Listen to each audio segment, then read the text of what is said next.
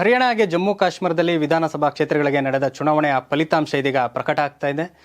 ಈಗಾಗಲೇ ಎರಡೂ ರಾಜ್ಯಗಳ ಫಲಿತಾಂಶ ಆಲ್ಮೋಸ್ಟ್ ಕಂಪ್ಲೀಟ್ ಆಗಿದೆ ಅಂತಲೇ ಹೇಳ್ಬೋದು. ಜಮ್ಮು ಕಾಶ್ಮೀರದಲ್ಲಿ ನ್ಯಾಷನಲ್ ಕಾನ್ಫರೆನ್ಸ್ ಮತ್ತು ಕಾಂಗ್ರೆಸ್ ಪಕ್ಷಕ್ಕೆ ಇಲ್ಲಿ ಮುನ್ನಡೆ ಸಾಧಿಸಿದೆ.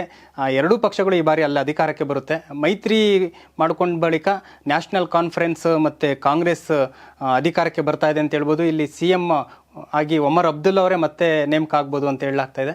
ಇನ್ನೊಂದು ಕಡೆ ಹರಿಯಾಣದಲ್ಲಿ BJP ಈ ಬಾರಿ ಮುನ್ನಡೆ ಸಾಧಿಸಿದೆ. BJPಗೆ ಸ್ಪಷ್ಟ ಬಹುಮತ ಇದೆ.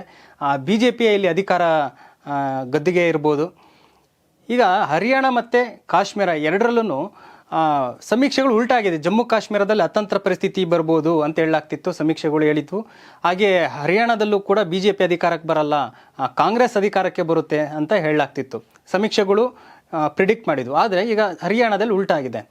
ಇನ್ನು ಜಮ್ಮು ಕಾಶ್ಮೀರದಲ್ಲಿ ನೋಡೋದಾದರೆ ಈ ಸರಿ ನ್ಯಾಷನಲ್ ಕಾನ್ಫರೆನ್ಸ್ ಹಾಗೆ ಕಾಂಗ್ರೆಸ್ ಮೈತ್ರಿಕೂಟ ಮುನ್ನಡೆ ಸಾಧಿಸಿದೆ.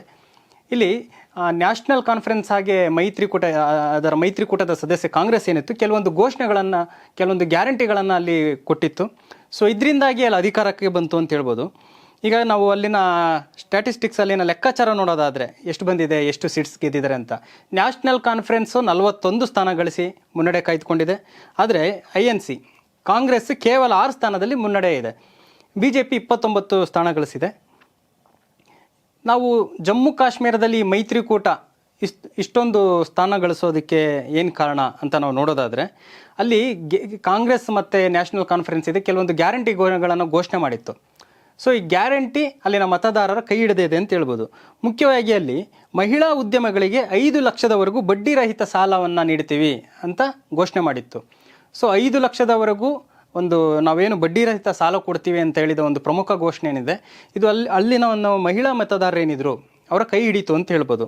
ಹಾಗೆಯೇ ಪ್ರತಿ ಕುಟುಂಬಕ್ಕೆ 25 ಲಕ್ಷದವರೆಗೂ ಆರೋಗ್ಯ ವಿಮೆ ಮಾಡಿಸ್ತೀವಿ ಅಂತ ಅವರು ಪ್ರಣಾಳಿಕೆಯಲ್ಲಿ ಘೋಷಣೆ ಮಾಡಿದರು.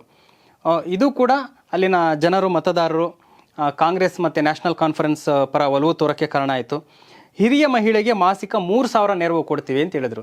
ಅಂದರೆ ಯಾರು ಹಿರಿಯ ನಾಗರಿಕರಿರ್ತಾರೋ ಅದರಲ್ಲಿ ಮಹಿಳೆಯರಿಗೆ 60 ವರ್ಷ ಮೇಲ್ಪಟ್ಟವರಿಗೆ 3,000 ಪ್ರತಿ ತಿಂಗಳು ದುಡ್ಡು ಕೊಡ್ತೀವಿ ಅಂತ ಹೇಳಿದ್ರು. ನಾವು ಈಗಾಗಲೇ ಕರ್ನಾಟಕದಲ್ಲಿ ಕೂಡ ಇದೇ ಗ್ಯಾರಂಟಿಗಳನ್ನು ಮುಖಾಂತರ ಅಧಿಕಾರಕ್ಕೆ ಬಂದಿತ್ತು. ಹಾಗೆ ತೆಲಂಗಾಣದಲ್ಲೂ ಕೂಡ ಗ್ಯಾರಂಟಿ ಘೋಷಣೆಗಳನ್ನು ಕೊಟ್ಟು ಗ್ಯಾರಂಟಿ ಆಮಿಷದಲ್ಲೇ ಅಲ್ಲಿ ಕಾಂಗ್ರೆಸ್ ಸರ್ಕಾರ ಅಧಿಕಾರಕ್ಕೆ ಇರಿತ್ತು.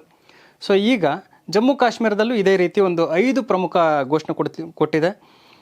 ಹಿರಿಯ ಮಹಿಳೆಗೆ 3,000 ಕೊಡ್ತೀವಿ ಅಂತ ಹೇಳಿದ್ದಾರೆ. ಹಾಗೆ ಪ್ರತಿ ವ್ಯಕ್ತಿಗೆ 11 kg ಪಡಿತರ ಕೊಡ್ತೀವಿ ಅಂತ ಹೇಳಿದ್ದಾರೆ. ಅಂದರೆ ಈಗ ಕರ್ನಾಟಕದಲ್ಲೂ ಕೂಡ ನಾವು ಗಮನಿಸ್ಬೋದು, ಅನ್ನಭಾಗ್ಯ ಯೋಜನೆ ಜಾರಿಗೆ ತಂದಿತ್ತು, ಪ್ರತಿ ನಾಗರಿಕನಿಗೂ 10 kg ಅಕ್ಕಿ ಕೊಡ್ತೀವಿ ಅಂತ ಹೇಳಿತ್ತು. ಅದೇ ರೀತಿ ಜಮ್ಮು ಕಾಶ್ಮೀರದಲ್ಲೂ ಪ್ರತಿ ವ್ಯಕ್ತಿಗೆ 11 kg ಪಡಿತರ ವಿತರಣೆ ಮಾಡೋದಾಗಿ ಒಂದು ಮ್ಯಾನಿಫೆಸ್ಟೋದಲ್ಲಿ ಹೇಳಿತ್ತು. ಹಾಗೆ ಕಾಶ್ಮೀರಿ ಪಂಡಿತರಿಗೆ ಪುನರ್ವಸತಿ ಸೌಕರ್ಯ ಕಲ್ಪಿಸುವಾಗ ಹೇಳಿದ್ದಾರೆ.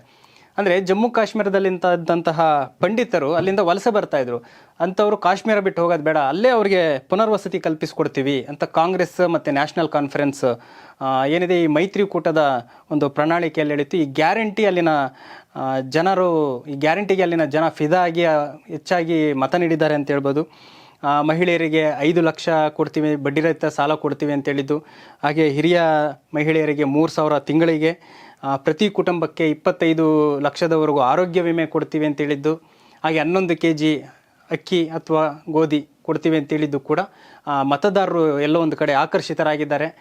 ಎಲ್ಲವನ್ನು ನೋಡಿಕೊಂಡು ನ್ಯಾಷನಲ್ ಕಾನ್ಫರೆನ್ಸ್ ಹಾಗೆ ಕಾಂಗ್ರೆಸ್ ಅಲ್ಲಿ ಮುನ್ನಡೆಯನ್ನು ಸಾಧಿಸಿದೆ ಅಂತ ಹೇಳ್ಬೋದು.